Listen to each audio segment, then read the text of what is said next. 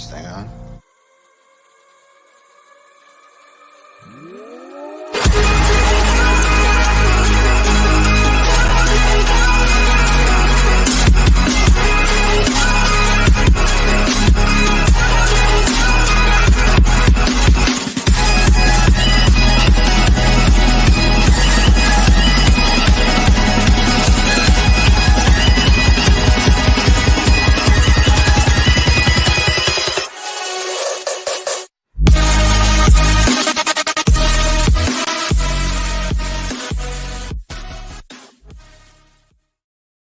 What is up, everybody? Welcome into another episode of The Cut. I'm your host, Christian Williams, and I am here with Randy Hall. Randy, how are you, man? Doing pretty good. Trying to get some last-minute notes into the show, Doc. To really delay us for a couple minutes here, but here we are.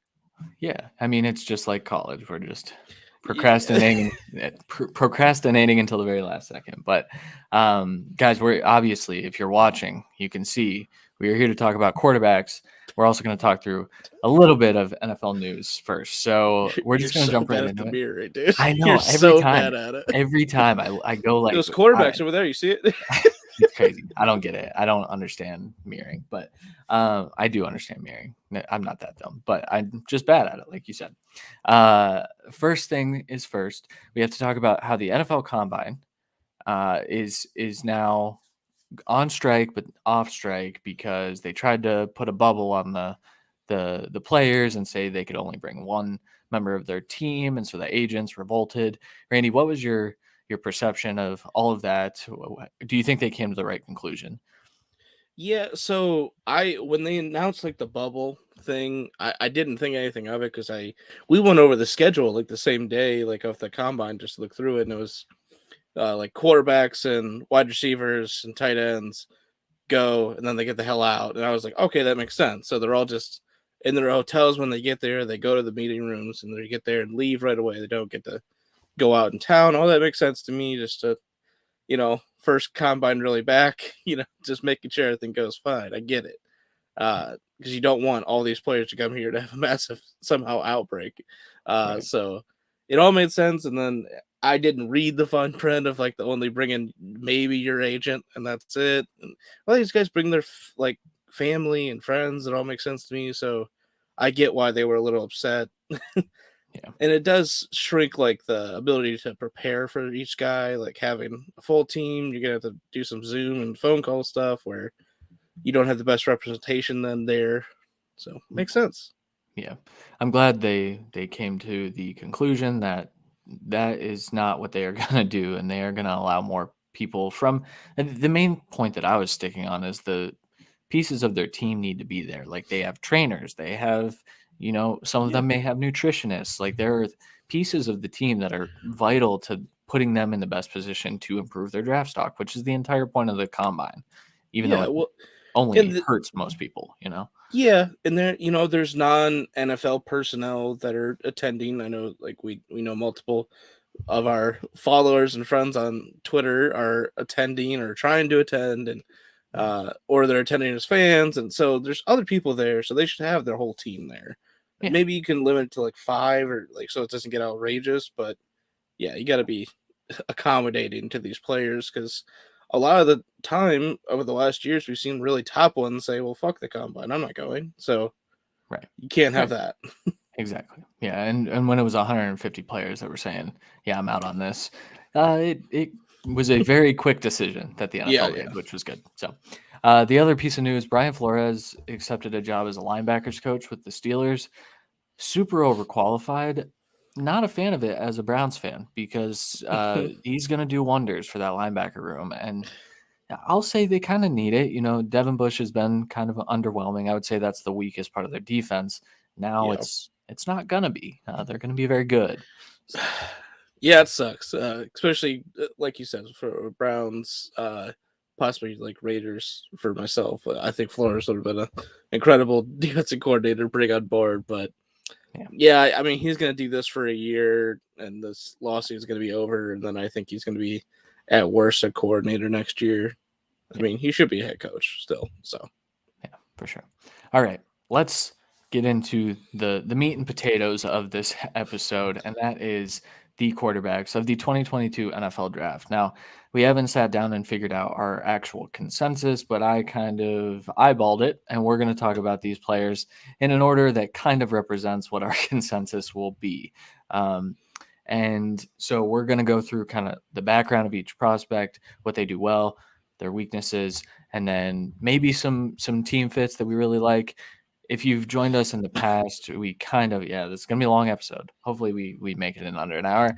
If you joined us in the past, this is kind of how we go through. We talk about each prospect. This year, we're actually talking about more because we got a head start. Normally we do like 5.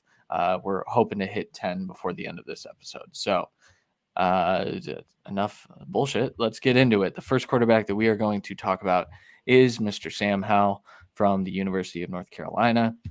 He's 6 foot 221, and he does a lot of things well. Randy, talk to me about what you saw with Sam Howell.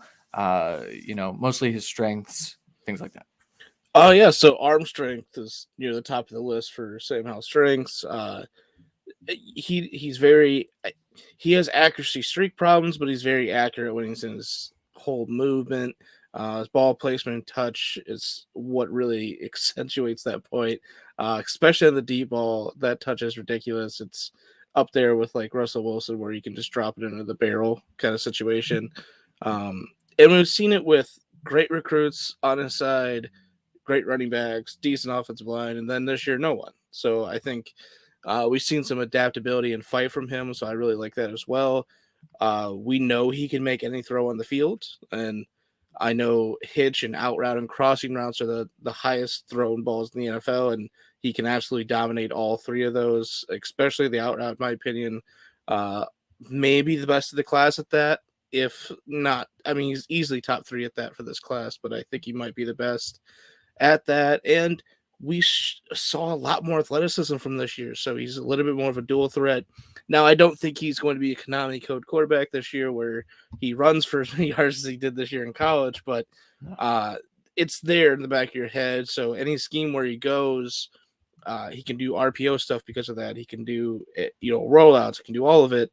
And there's a little bit of, broken play, off platform, get moving and make something out of nothing kind of stuff with Sam Howell, which I think you kind of need in the NFL at this point. It's very hard to just have to maneuver in the pocket and that's it. So, yeah. Which is what we'll talk about with one of the other prospects here as we a couple of them actually by the time we get to the end. But that last point about Sam Howell being good outside of structure, that kind of came on a lot this year. Yeah. And it came on a lot this year because he was forced into it. So backtracking a little bit, Sam Howell is a 4-star recruit. He was one of the top quarterbacks in the nation back in 2019. Yes. Because he emerged onto the scene very, very early. He broke North Carolina records as a freshman. He burst onto the scene, and he was kind of the next big thing at quarterback. I've talked about it in other places, but he was rivaling Trevor Lawrence as the best quarterback in the ACC for 2 years there, in 2019 and 2020. 2020 was his shining year, right? So he had 4 NFL guys with him, like Randy said. He had De'Ami Brown, he had Daz Newsome, kind of an NFL guy. Didn't really get a fair shot with the Bears. He'll probably get on the field this year simply because they have no wide receivers. So another NFL guy there. And Javonte Williams and Michael Carter, who were vital pieces to their teams at the NFL level as rookies. So that's a lot of talent that he lost from 2020 to 2021. And I agree with everything you said in that, we saw what he was able to adapt to a really crappy situation. Now, Josh Downs is there. He is an incredible receiver. But when you only have one receiver, there's a reason Josh Downs broke the North Carolina reception record. Sam Howell had to feed him the ball because no one else was getting open, and the scheme really didn't lend itself to distributing the ball the same way that he did the year before. I think my main thing with Sam Howell, that natural arm talent. So we talk about the Baker Mayfield comparison for Sam Howell, and I think that plays. I think they have similar play styles, but The difference is that Baker Mayfield needs to put literally every ounce of his 200 and whatever he weighs, 220-pound body into every single throw, whereas Sam Howell can just flick his wrist and it's going like 60 yards. So yeah. Excuse me. I think that's the main differentiator. Now, Randy, talk to me a little bit about some of his weaknesses or areas of improvement. Yeah, so we like you compared him to Baker there. He's got a bigger arm than Baker, but Baker coming out was more accurate. And I think that speaks to the talent around Baker at the time, which we went over out of show last week, where we were like, "Holy crap!" But he he is a little bit less accurate, and he's a little bit more streaky. And both of us really just attributed that mostly to his footwork, where he is the epitome of happy feet a lot of the times in the pocket.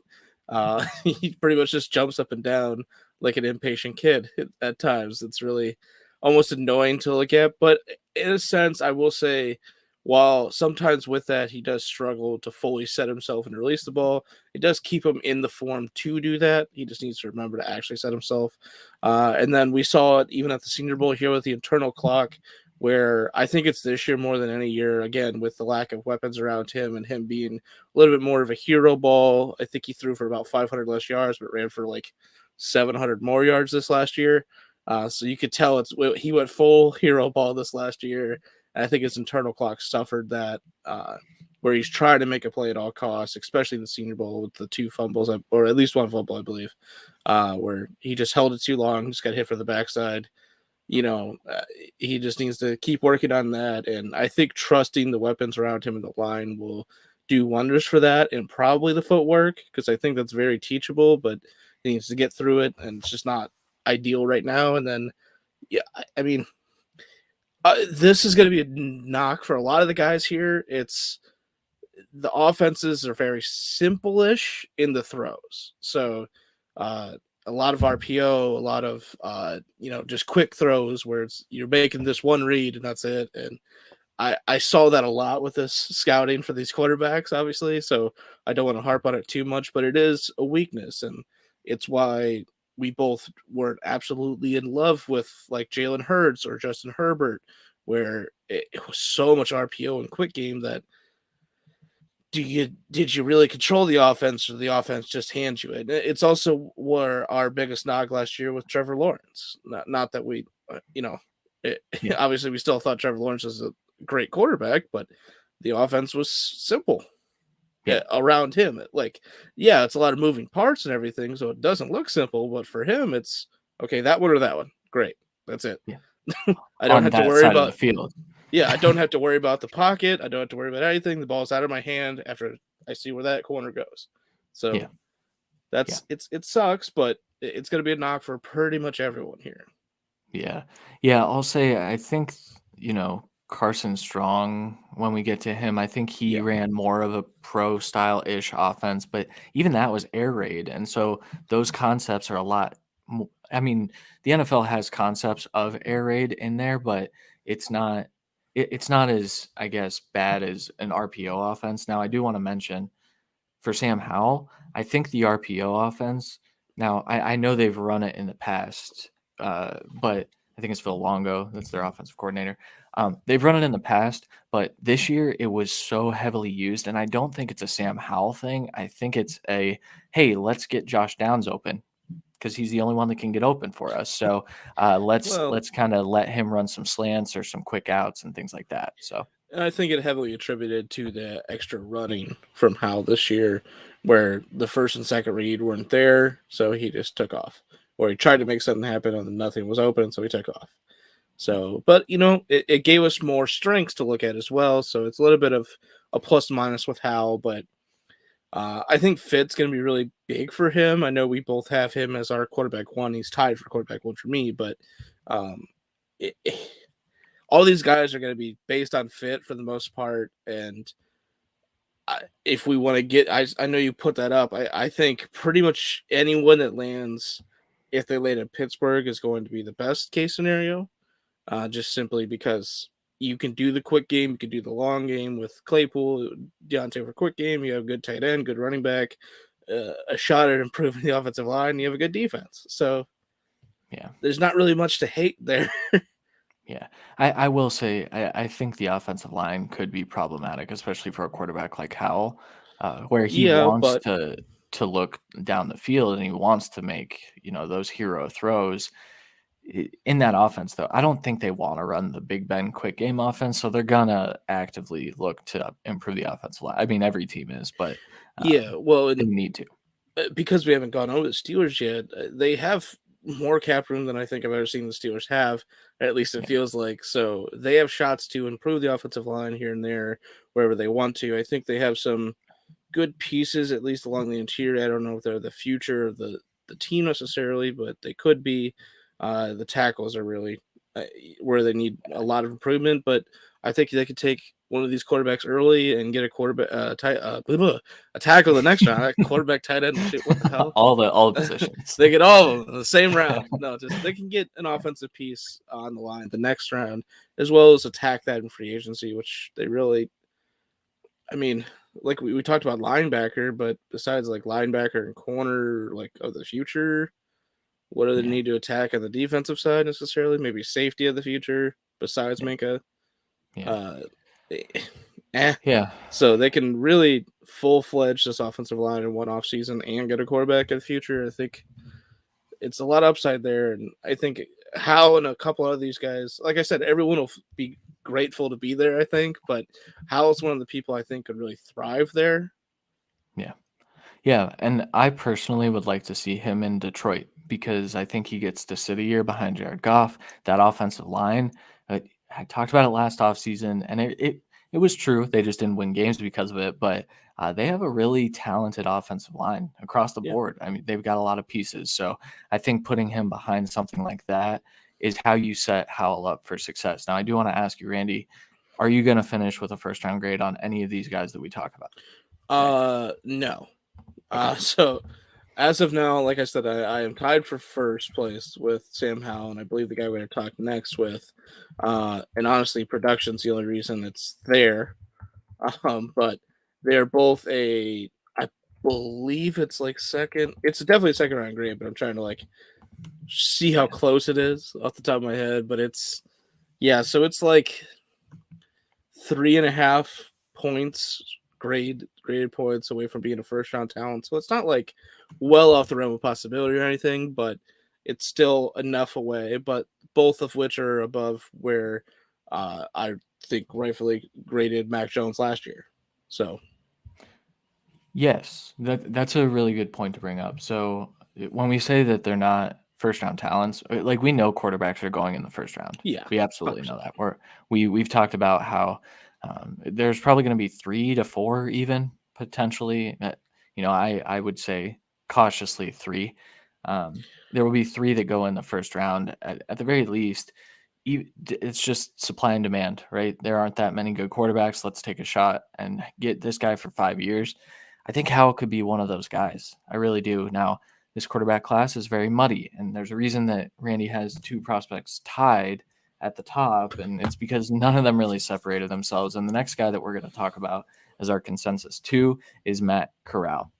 So, Matt Corral was at Ole Miss for 4 years. He's a redshirt junior. He was QB4 in the 2018 recruiting class, so he entered college a year before Sam Howell. He was a 3-year starter at Ole Miss, and it was kind of rocky. He had a very tough time his first year. They didn't actually allow him to throw the ball a whole lot.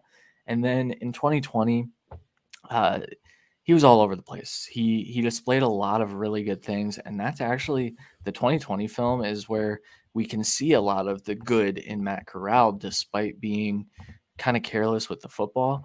2021, they dumbed down what he was allowed to do, and I think it was to prevent turnovers and show that he could operate an offense carefully.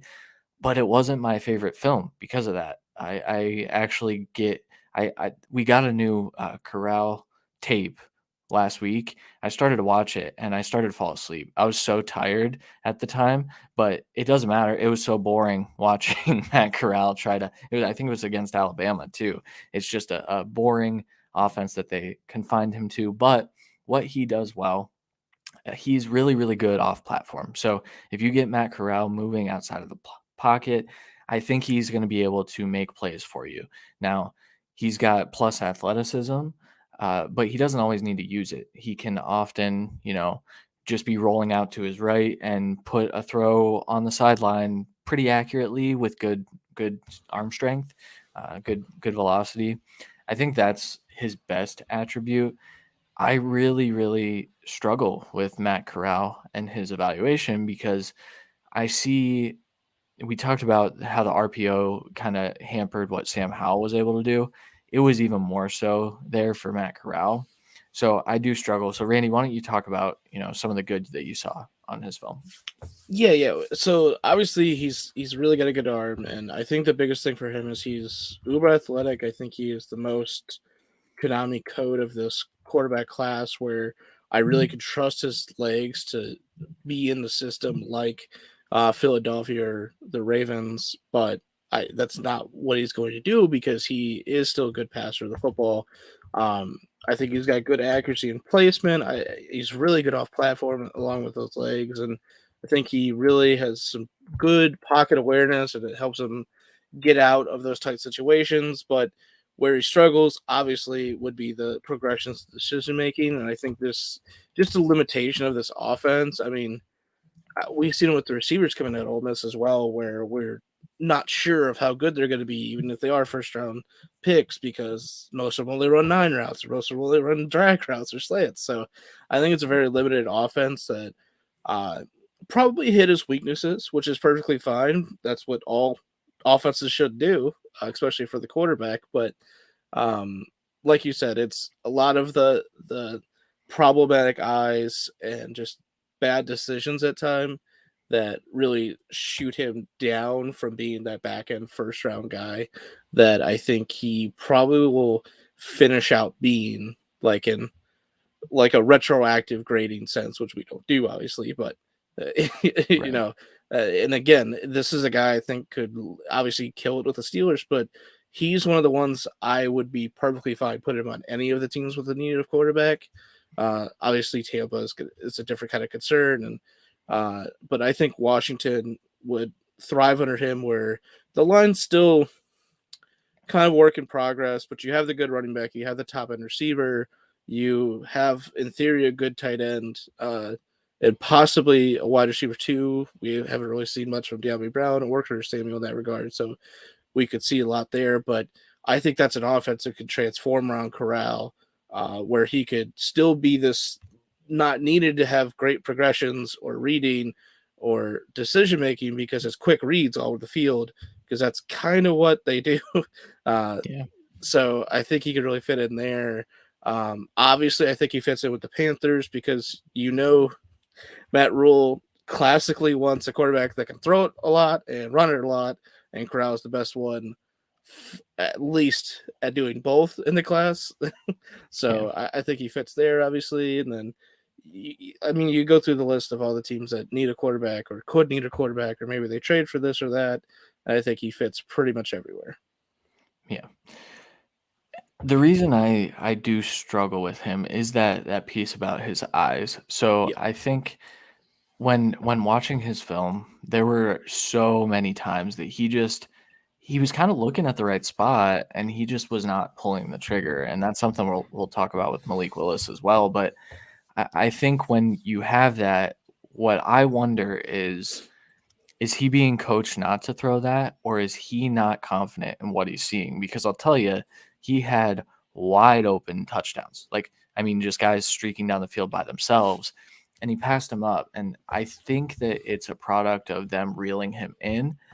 But then the reason I struggle is when they didn't reel him in 2020, he threw 14 picks and like 6 in one game, I think 5 or 6 in one game. And so It was a bad game. yeah. So it's just if that's the player that he is, like that's a Jameis Winston level boomer bust type of player. Now he's not as talented as Jameis was coming out either, and so that's where I struggle. I struggle to see, like, is he going to develop as in terms of his field vision and also his progressions because of that RPO stuff. And again, we're going to talk about this for everyone, so It's not a huge knock, but because of that RPO stuff, he was consistently just looking at half field reads. It was something I knocked Trevor Lawrence for last year, and it's something I have to knock Matt Corral for as well, because I do think that that's important. I think you should be able to kind of tick through your progressions and get your hips turned the right way. And we don't see that a whole lot out of Matt Corral. So No. I agree with you, though. I think most of the places are good fits. I think sitting a year would benefit all these guys for what it's worth. Yeah. And with Corral, I think there's a lot of coachable assets there, and the weaknesses I think are coachable. And I honestly, just because it's something we're going to always talk about with rookie quarterbacks, and not great progressions, not great decision making. It's no, I we both loved Fields and Lawrence last year, as well as Lance, obviously, but it's still like they're not Brady, they're not Manning, they're not Rodgers at that level of reading and decision making, because they'll never be coming out of college. So right. Yeah, good point. All right, we need to go faster. We were talking too much. I know it's my fault, but the third guy, and this is where I started to eyeball, because we have different takes on QE3 and beyond. But the third guy that we're going to talk about is old Kenneth Pickett. Kenny Pickett started at, I wrote in the doc, he started at Pittsburgh for 16 years. That's not true. He only started there for 5, but 5 years in college is a long time. Has a lot of experience. He actually started there for 4. He played there for 5. He used, I believe, his COVID year, because I don't think he redshirted his first year. So he was just, I believe it's COVID year. Yeah, he was a COVID senior, 3-star recruit coming in, 6'3", 217. And what Kenny Pickett did this year was remarkable. He threw for over 40 touchdowns. He was a Heisman finalist, and he really showed a lot of improvement from his 13 touchdowns each of the previous 2 years. So a lot of good strides. Now, what did that for him? A lot of question marks on Kenny Pickett's film. I'm not a huge fan of his. I believe he is my 4, so that's why he ends up being our consensus 3. But he's a good processor. He made a lot of improvement on his pre-snap stuff as the year went on. In the first game of the season, I believe I watched, he struggled to kind of identify when he was going to have a wide open dude, and he kind of moved through his progressions too quickly. But as the year went on, he trusted that, and he did a really good job in seeing the field and making good decisions. Randy, what did you see good from Kenny Pickett? Yeah, so for me, I think he's well above athletic at the quarterback position. He's definitely not even, I don't even have him as, I believe, top 4 or 5 in athleticism grades of these quarterbacks. But he's still relatively athletic. He's able to run. He's able to make plays and do some off-platform stuff, even though it's not his strength. Speaking of strength, among these top 5 or 6 quarterbacks, he does have the weakest arm, in my opinion, Yes. at least on film. So there's Easily. not great stuff there. Yeah, easily. Yeah, Yes. I would say, I mean, especially of the top 6, when you start to get, if you get Bailey Zappi in here, I think Kenny Pickett has a stronger arm than Zappi. Yeah, personally. it's closer there. Yeah. But so for me, the biggest things he does great, well, his great. I would say placement, he's very, very good at.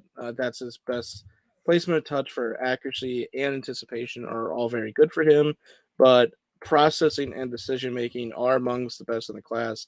I don't have him as the best processor of the class, but looking at this, I have him as the best decision maker so far of this group. And I think it's a lot to do with, I think he had good command of the offense, and he just kept making the right reads, whether that was running the ball or making the right throws. I think he can make every throw, but it's limited here and there. But I think he's above most in the pre-snap reads, like you said, and he does everything well to be a starting quarterback. I don't know if he can ever get to that next level of past like the 20s, but like top 20 quarterbacks in the league. But you don't need to be, clearly, because Jimmy G almost went to the Super Bowl again. And he's a more athletic, better processing Jimmy G right now, I think. Yeah, see, that's tough for me though, because then if I'm, I well, agree. yeah, but if I'm a general manager, am I really shooting for like a bottom 20 or bottom 15, 16 starter? I don't. That's where like this class gets kind of tough, and I've said it multiple times before. Mac Jones having a really efficient year as a rookie made Kenny Pickett possible. I Yep. don't think teams are looking at Kenny Pickett. Now, Kenny Pickett's probably a better athlete than Mac Jones, or at least like No, he's better athlete. close. I would call it close though. Max, he's got a little bit of speed. He ran kind of fast in his pro day. Yeah. People think I'm a Mac hater, so I have to call him fast every once in a while. But Kenny Pickett, at least like he makes plays with his legs a little bit more.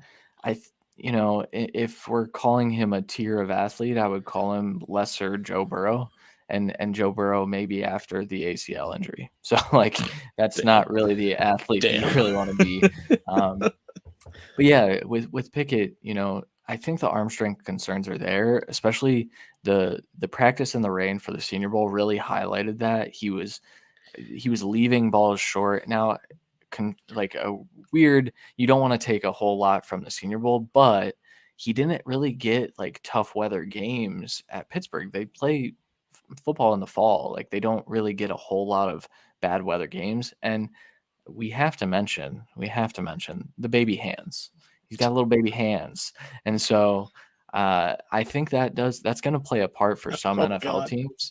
Damn it. I just thought of such a bad nickname for him. That's going to really hurt. He's going to drop to 5 or 6. What is it? Kenny Two Gloves? Close. Kenny Kid Gloves. Okay. Oh, God. Yeah, that's I got to drop poor his guy. rankings immediately. God Yeah. damn it, Randy. It's true. Yeah. Well, and there are reports that like there are small hands and then there are Kenny Pickett hands. He's got like 8-inch hands, which for what it's worth, I've measured my hands. My hands are bigger than that. My hands are like 8 1/4, and I'm not an NFL quarterback. So it's worth a mention at least. People say it doesn't matter. It does when he's holding an NFL football, and we kind of saw that at the Senior Bowl a little bit. So yeah, and people forget that an NFL ball is a different size than the college ball. It's not like an egregious difference, but maybe it makes just a little bit of things matter. Again, like maybe he didn't have like these like blistering snow games in Pittsburgh, but he still played in Pittsburgh, so it's not like he retreated to a warm weather team to make sure his hands didn't get slippery. Like he didn't hide from it. I think he can do it. And we saw, I don't think Teddy's really had a massive problem ever in bad weather games necessarily. Not that I've really seen him in it either, to be honest. It's really only a couple teams that always gets bad weather games. So as long as he doesn't go as those teams, which they don't really need a quarterback.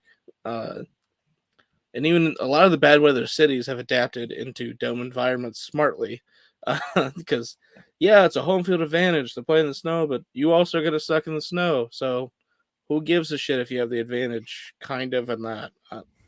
yeah, it's a weird dichotomy. I hate it. For what it's worth, though, Teddy Bridgewater had 9 1/4-inch hands. So if Kenny Pickett's are like a full inch smaller, I think it's Joe Burrow. I think had the same 9 1/4, and he's been fine. So better than 5 probably. We'll see what he basically said. I will be measuring at the combine or my pro day kind of thing. He was trying to get correct stretch measurements for his hands because he's double jointed, which again, I'm not double jointed, so I don't know if that's really an issue, but I guess it could be. So I think he's trying to figure it out. Looks like the guy from Scary Movie with the little hand. Oh, come on. It's a strong hand, though, so it's fine. That's true. I think Kenny Pickett can be a really good NFL quarterback, plain simple. I think as we move on here, I think he fits most places as well. But I think a lot of people are going to be really on top of his testing and strength and then his hand size. Yeah, I agree. I don't think he can be a really good quarterback. I think he can be a starter, though, personally. And that's why I have him a little lower in my rankings. A starter, and I don't know what level of starter he can be. Like we talked through comps, and we don't want to release those yet because they're not final. I don't even remember where we landed on Kenny Pickett. And I don't remember. I can't even like compare him to someone. So we'll get to that. That's fine. We will. That'll be in the draft guide, which we'll release sometime soon, hopefully. All right. Next guy we're going to talk about is Malik Willis. This is most people's QB1. And the reason that he's down a little ways, we are going to get into. 6 foot, 220. A little bit of background on Malik Willis. He first committed to Auburn. He played there for 2 years. He was recruited as an athlete, though. He wasn't recruited as a quarterback. And there are reports that Auburn didn't want to play him at quarterback, despite his very wishes to be the starting quarterback. He played really well in the spring game. He didn't win the job after that, and so he kind of said, I'm out of here. There were immaturity concerns that rose from that, and he has kind of acknowledged that he wasn't the level of maturity that he needed to be a starting college quarterback, and so a change of scenery was required, and he welcomed that challenge in kind of growing as a person as well as a quarterback. So he goes to Liberty. He has 2 good years. Now, I say good. The reason I would only call it good is because it's at Liberty now. He threw for over 5,000 yards over his 2 years starting there. He rushed for almost 2,000 more. But what Malik Willis is the epitome of a toolsy prospect. He has a hose of an arm. He has what I like to call a rocket launcher attached to his torso. I say that all the time. He has got one. He's an absurd athlete. Like I would say, Randy, would you say he's more athletic than Justin Fields or less? I would say he's. I don't know how to answer that because I know Fields is a sneaky athlete. Like there's a lot of times where Fields runs or makes a juke move, and it looks like a gazelle that just tried to bend over to get water or some shit, but he somehow juked out 6 people and it was already gained 20 yards by the time I tried to figure out what that move was. Right. It's a weird comparison. I think I would give it to Justin Fields just as a pure athlete, and I think we've seen it done at a higher level. And so I'll give him that lead. Yeah. I will also say I think Malik is more like a quick twitch type of guy, like short area burst type of guy. But he has those two things working for him, and he plays really, really well outside of structure. And we've talked about that quite a bit. It matters in the NFL to play outside of structure. The NFL is a very unstructured game right now. There is a very, very vast need for playmaking at the quarterback position, which is why Malik Willis is most people's QB1s. Randy, what did you see out of Malik Willis that you liked? Yeah, so athleticism. He is by far the most athletic quarterback prospect in this class. I think he has good placement at times, which I think a lot of people will undersell for him. But like you said, arm strength is tied with the best of the class for me. It was the best, and then the Senior Bowl happened where he seemingly couldn't hit an out route, so I dropped it 0.5 point because it pissed me off. I'm just being real. And that leads to the athleticism and placement, arm strength, help with the off-platform stuff, which I think he is the best in the class at off-platform with consistency. However, it's one of the quarterbacks where I wanted to put the -1 for level of competition, but I think he could have done this most places, so I didn't. I left it off for this one, but really, his mechanics aren't great. His anticipation and pocket awareness aren't great. Decision making really isn't good, especially when he's sitting in the pocket, and that attributes to him being, out of the ones we're going to talk about, probably the worst processor. Yes. And again, debatable, but yes. He didn't have the best weapons around him either, but there's other quarterbacks that were in even worse situations that their receivers seem to just be open. So, I think everything else as a weakness from non-athletic ability and strong arm is something that I think works because I don't think he has good processing or decision making, and that's going to be his biggest thing, because I think there's some mechanical issues, but I think they're minimal that he can work on to at least be to where it's not a bad thing or anything detrimental. And pocket awareness and all that, it's lower because a lot of times he would just, like you said, like he would be looking down at one look, and then he'd somehow see an open receiver, not throw to him, and still stare down at the other look, and then instead of he could shift the pocket and hit the other guy that's actually open, but he would just take off instead. So Yes. I think it's a little bit more trust in his legs than his eyes at times, and that deals with the pocket awareness as well. So there's a lot to love about Malik, but there's a lot to hate. However, I have him, I believe, graded higher than I had Jalen Hurts, because I think he's a better athlete than Jalen Hurts with about the same kind of issues throwing the ball necessarily. But I think Hurts is a better processor, with a probably weaker arm though, so it's a little bit of plus minus here and there. Yeah. I struggle with the Hurts comps because they're not the same player. No, and I know not you at weren't all. saying that, but I know a lot of people that say Malik Willis can be Jalen Hurts. Well, no, I mean they play a very, very different style of game. You see on here, if you're watching, you see the tying his halves as a negative. What we mean by that is he oftentimes transfers his weight with his lower body because he's rearing back to throw, but his upper body is kind of falling behind. And so everything looks a little off. And what that does is it impacts how accurate his throws are. And so he'll have a wide open dude on a slant. He'll leave it behind him on the ground. And those are the types of throws that you see people say you have to hit that in the NFL. Well, he has to get these mechanics worked out. And then the eyes, like Randy said, he stares down wide open receivers and just refuses to throw the ball. And I don't understand it. He even did it at the Senior Bowl. I was talking with Chris Smith, a guy on Twitter. I don't know if you're at Chris if you're watching, but I was talking with him. He pulled up it was just a screenshot, clean pocket, wide open guy in the back of the end zone looking at him, decides to roll out, throws a touchdown anyway, I think. But like those are the things he just needs to take the first open guy, and he doesn't do that all the time. So no, I think he much prefers to be on the move. Yes, which is good. It's good to have that tool, but you have to be able to sit in the pocket in the NFL. Because if all you do is roll out, then I can guarantee a defensive coordinator is going to stop you from rolling out. Yeah, for sure. And the other part I did want to mention, so his internal clock is as bad as Howell's. It's actually worse. I saw a metric today. Justin Fields held the ball a lot at Ohio State, and that's why a lot of people knocked him because he was looking for big plays.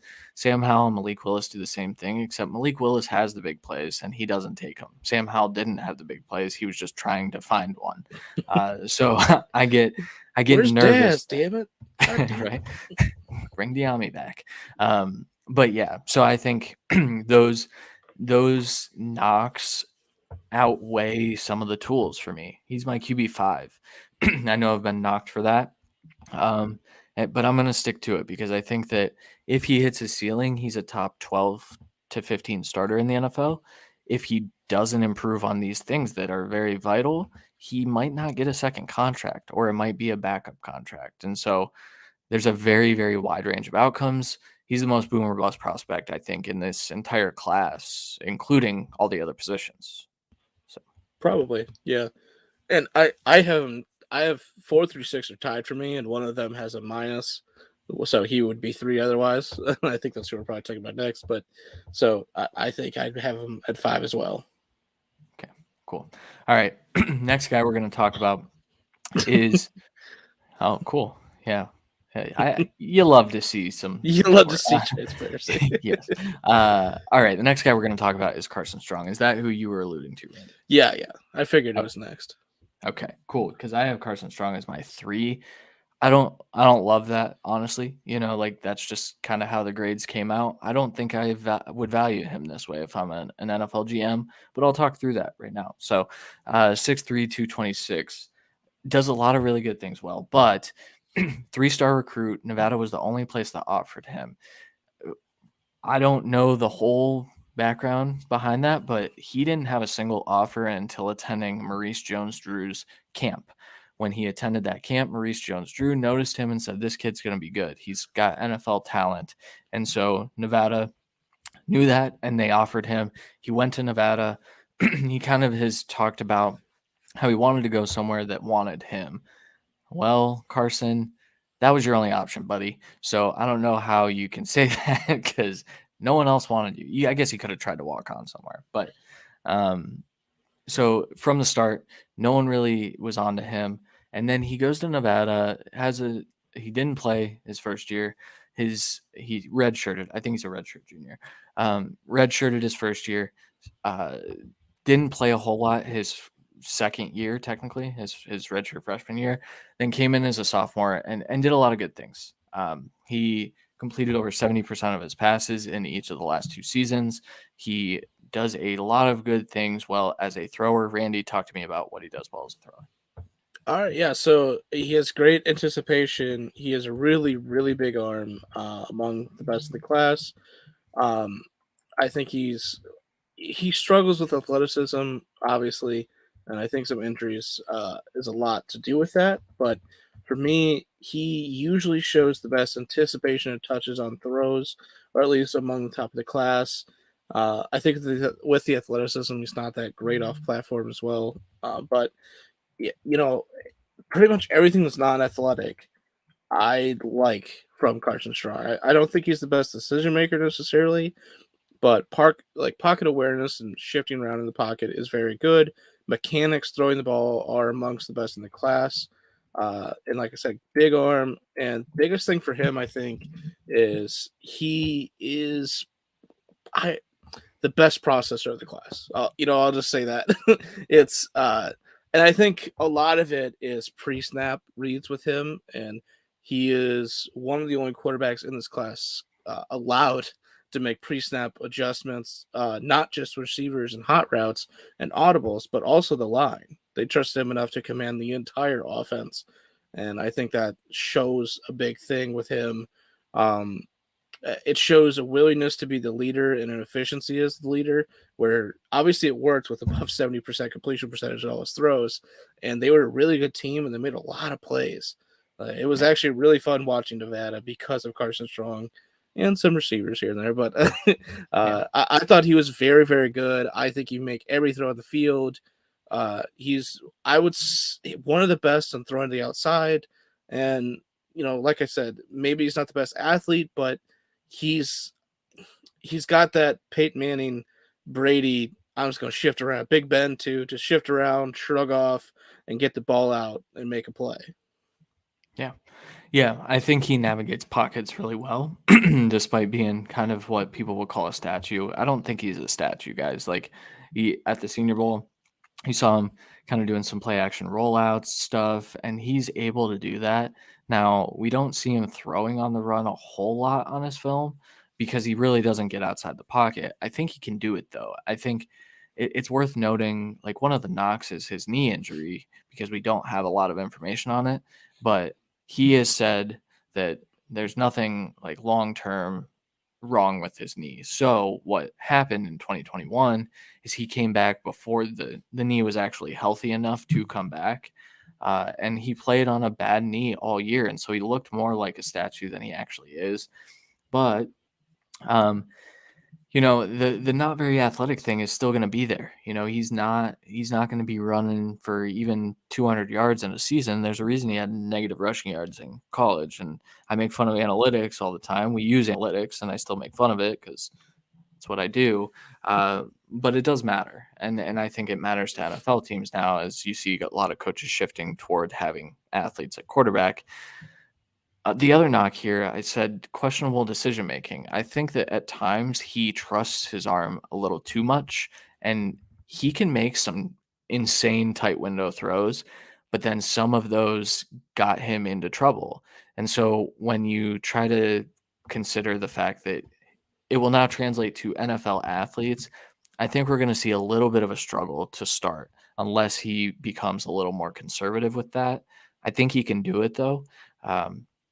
But the reason I don't love that he's my QB3, it's worth noting that there are rumors that the Senior Bowl was not good for him in terms of how NFL teams feel about him. So I think there's a chance that Carson Strong falls into round 3 even.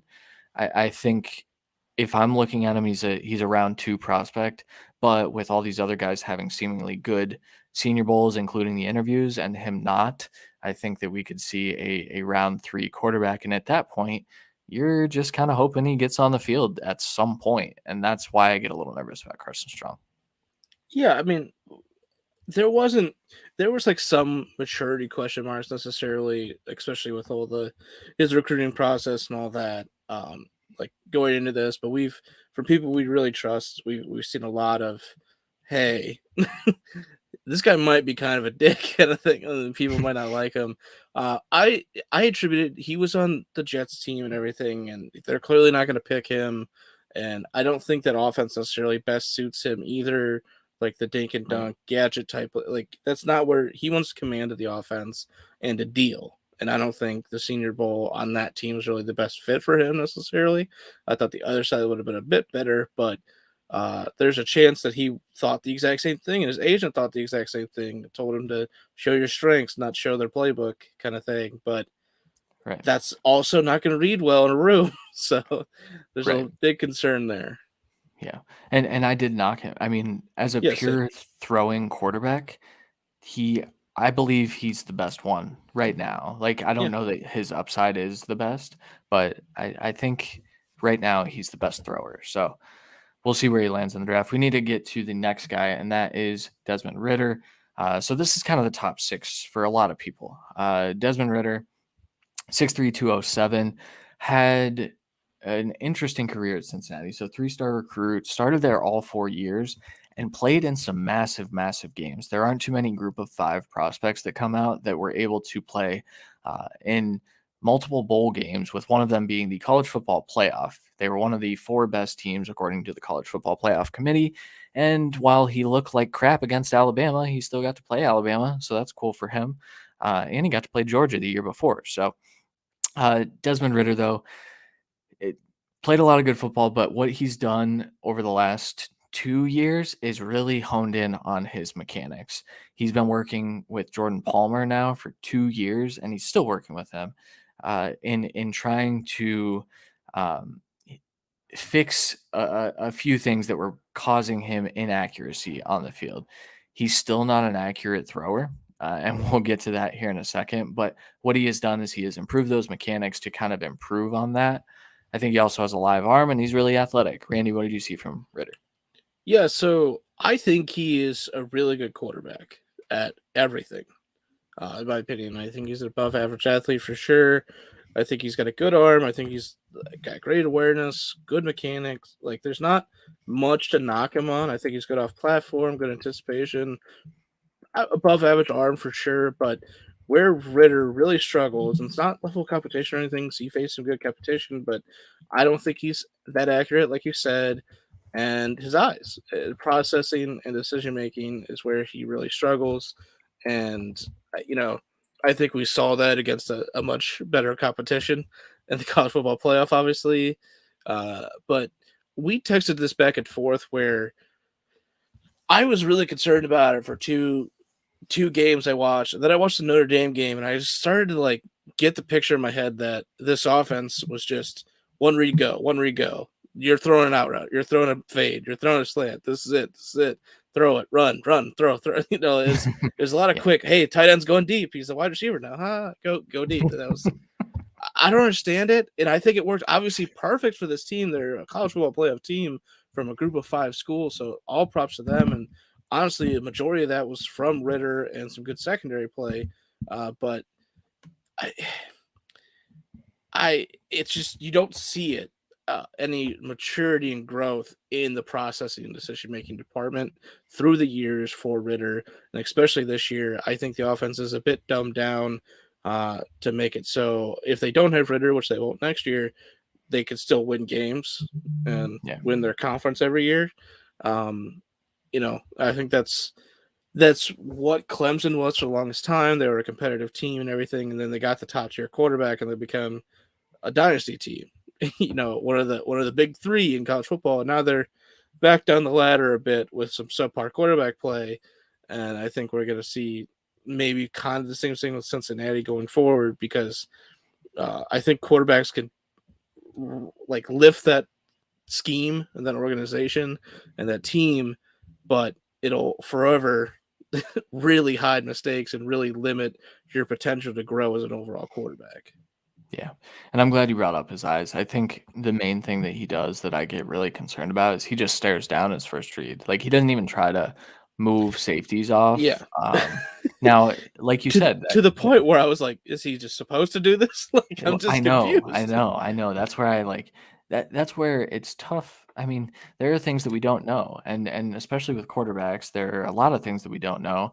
What are their coaches telling them? What is going on in his head on this play? You get some of that during the pre-draft process, but we haven't gotten to those points yet. And so if Ritter comes out and he says, yeah, we were a one-read team, and then I was told to pull it down and go, then maybe we start to think about how he can maybe use his eyes. Our buddy Damian Parson always says people focus too much on what a prospect can't do, and they don't talk about the things that they can do and how they can be successful at the next level. With Ritter, if he's able to fix that one major thing, which is like a major thing, processing is like very important at the NFL level. But if he's able to fix that, he's got every tool possible to be one of the best quarterbacks in this class. And so he's our 6 consensus wise in both of our 6. But we like him. I think for him, obviously, I think Malik Willis is definitely scheme fit dependent to a certain extent while he grows, but for sure, Ritter is going to be coaching dependent, in my opinion, and the ability to sit for a year would do him wonders. I think a lot of the accuracy concerns comes from the bad process and decision making in that offense. So I think there's plenty of room to grow, and I think he could easily do it to become a reliable starting quarterback at this level with some athletic upside. So fantasy is going to be a little bit higher up for him than a guy like Jimmy G or something like that. But there's questions and concerns, so we'll see where he lands. Yeah. All right. That's enough of the graphics. The top 6 are the only ones deserving of the graphics. So we're running out of time, of course. I knew we would. We'd like to talk a long time about these quarterbacks. So, Randy, why don't you just run me through your 7 through 10, and we can talk through them because we have 2 similar ones. Yeah, so I have Bailey Zappi at 7, Caleb Ellaby at 8, Akil Glass at 9, which may be a shot for some people, Skylar Thompson at 10, Brock Purdy at 11, and Cole Kelly at 12. And I will say, I think Cole Kelly could be a little bit higher. I know it's top 10. I just always do the top 12 because those guys are so close. I know. That's fair. And I think Cole Kelly could make it to 10 for me. It's really close, and it's hard to get tape on him as well. And I don't think I saw the best games that Cole Kelly could bring, because I watched a lot of the bowl game, the All-Star game that he's in. I can't remember off the top of my head, but the Shrine Bowl. Him and Glass really dominated that game and dueled the entire game, and I think that was the best tape I could really find for Kelly. That kind of sucks. Yeah, there's one other game. I forget which one. I find Kelly interesting. He's a very, very big guy, and there are times where he pushes the ball outside the numbers very well, like a very NFL level arm strength ability from the pocket. But he's a big guy, and he hitches a lot, and he takes a lot of sacks. And when you're doing that at the FCS level, I worry what you can be at the NFL level. But day 3 project, that sounds fun. He's my 10. So my 7 through 12 as well. Caleb Ellaby is my 7 over Bailey Zappi at 8. Then Brock Purdy, Cole Kelly, Skylar Thompson, EJ Perry, the kid out of Brown University. Just a quick note on EJ Perry, because I don't think you got to watch him yet, right? I did. You did. I didn't get to watch Akil Glass, so I'm the slacker here. Isn't that crazy? Somehow. Yeah, that's crazy. So my notes on EJ Perry, he likes to change his arm angles, and NFL teams like things like that. Shout out Patrick Mahomes for making EJ Perry possible. But no, I think he throws with good anticipation. I think that him getting a combine invite is significant. Same thing with Cole Kelly. Reason I brought that up, Akil Glass did not. Or shit. Yeah, I don't understand why Akil Glass didn't get a combine invite. Maybe, but there are a few like surprising prospects that didn't get combine invites. So maybe we're just a little higher. It's worth noting who's the freaking backup for the Ravens. What's his name? That started Huntley? this year. Yeah, Tyler Huntley also didn't get a combine invite, so that doesn't rule out these players that don't go. Akil Glass, obviously Christian didn't really get to go over him or anything. So, like 4-year starter, was won multiple conference awards. I think he was back-to-back years like the national black athlete of the HBCU leagues and stuff. So great stuff there, and especially the Shrine Bowl and everything. He played really well. He's got the arm talent. He has absolute command of that offense. Best game by far at Jackson State this year. He had 7 touchdowns and over 400 yards throwing the ball. He absolutely dominated. And for me, it's just the absolute command and domination where he evades and has good mobility in the pocket and gets to that last-ditch effort, and he somehow makes perfect throws on it to where it looks planned. And it bugged the shit out of me because I kept trying to figure out like what it was. And a lot of times it was more of a check down or stuff like that. So obviously it wasn't like the plan, but it's good processing, getting to that and making the play. And I really like it. So yeah, it's good decision making, getting through the progressions. However, I will say it was a simple offense. And the biggest thing, everyone was open. I don't understand it.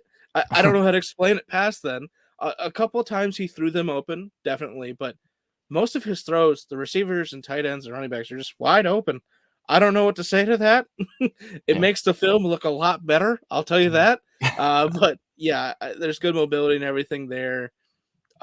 In the pocket, I do think he's limited necessarily mobility out of the pocket. Nothing great. AKA most quarterbacks can run 10 yards or get a rushing touchdown from the 5-yard line. I expect. I mean, Brady does it. Manning did it. Everyone can do it. Big Ben can do it this year for all I care. And honestly, not great mechanics. Kind of shit, honestly, in the mechanics department. And I think basically receivers are wide open.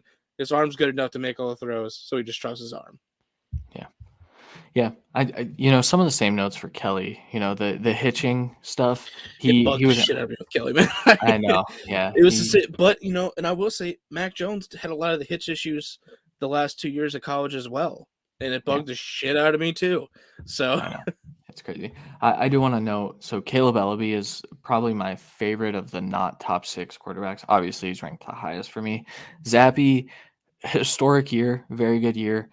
I think he's an NFL backup, and I think he's a good one. I think he's a smart player, good processor. Obviously, we don't have time to like dive into these guys as deeply as we did the other guys, but good processor. The arm strength was really, really questionable, especially at the Senior Bowl. It was questionable at times on his film as well, but he throws a really nice deep ball. He's got really nice touch on it. So I think that's going to give him some life and make him, a staple in some quarterback room, just probably on day 3. I don't think he's a day 2 player personally. Well, no, really, I agree. I don't think any of these guys outside of the top 6 are. So Ellaby, I think I have him graded close. I think I might have him as a 3rd round player.